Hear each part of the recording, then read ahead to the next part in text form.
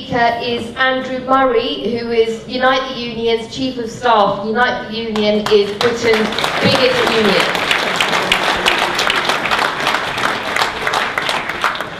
Thank you, and it's an honour to be here, not in my personal capacity, but representing Unite, bringing greetings to this event and a message of support from our General Secretary, Len McCluskey, who has, of course,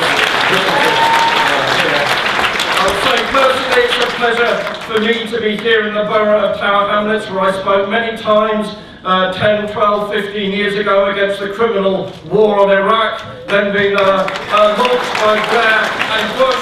And I think the attacks on democracy in Tower Hamlets today are part of the establishment's counter-attack against the mobilisation of hundreds of thousands of British Muslims against that criminal aggression.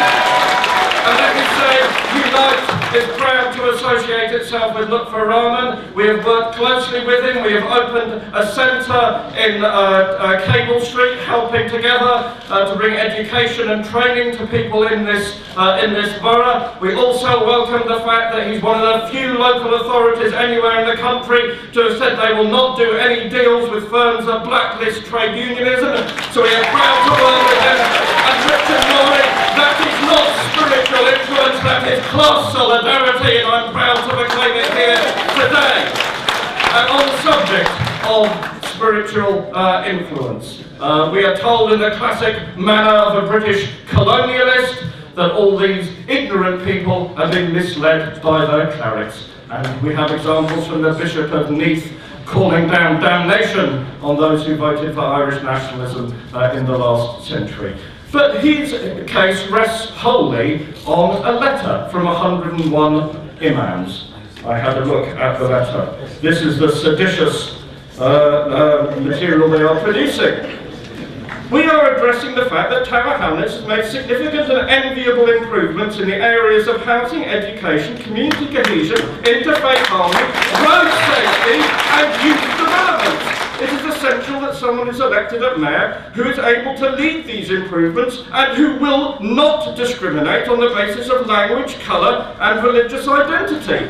They say, we believe it is not an offence to be a Muslim voter. Under no circumstances is it acceptable to give a voter less value or to criticise them on the basis of their identity. Would anyone other than Muslims be attacked for presenting such unexceptionable democratic sentiments?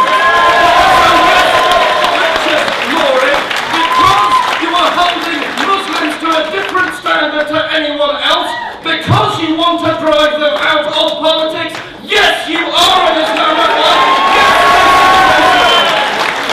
And frankly, if you find any of that objectionable, it's not spiritual influence, it's under the influence of spirits you will have to be. And in my view, a judge like that is hardly fit to adjudicate a parking case, let alone choose who should run a great borough like this. And anyone who wants to be concerned about the undue influence, exertion of influence, why don't you look at the undue exertion of influence in our general election today, being waged on behalf of his community, the rich elite, by the likes of Rupert Murdoch and his corrupt and racist press? That is the poison in our democracy, not religious leaders expressing their own free opinions. As others have said, this is all about democracy. One judge, one vote is not democracy at all. And we have to reject entirely this attempt to set aside the democratic will of a community in favour of the views of one judge. Now, I stand here as representing a union that is affiliated to the Labour Party, and it would not be right for me not to say a word about that. Now, Richard Morley, I suppose this is on the principle that monkeys type Shakespeare eventually, did say Lutfur Rahman's treatment by the Labour National Executive was utterly shameful and wholly unworthy of the party which rightly prides itself on having passed the Human Rights Act. That is absolutely true, and the Labour Party, which unfortunately by some of its decisions has contributed to the situation that has arisen today, it's past time for it to start making amends.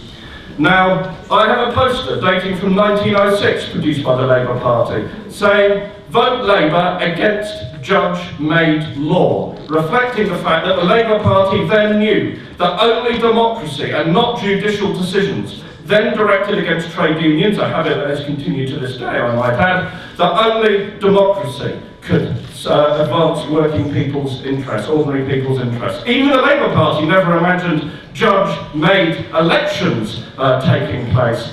And again, in Maury's report, he does say, look for Rahman had reached out time and again to the Labour Party. And I say, on behalf of Unite, it is time the Labour Party responded, time it stopped this attack on people whose values and views are well within the Labour mainstream, reached out a hand and stopped aligning itself with this undemocratic assault on the people of Tower Hamlets.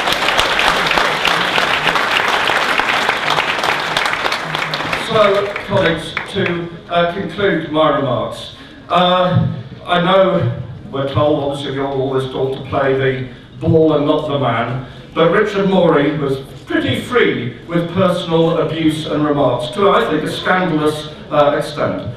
So let me say that I would regard his report, which I read the entirety of it this morning, as a work of unabashed megalomania by a preening puppet of the ruling elite in this country. We should all unite to oppose it. I know there will be judicial measures taken to oppose it, democratic measures, but I view we should all unite in struggle and solidarity on the basis of democracy, of opposition to racism, and a unity of all the working people of this borough against this outrageous travesty of democracy. Thank you.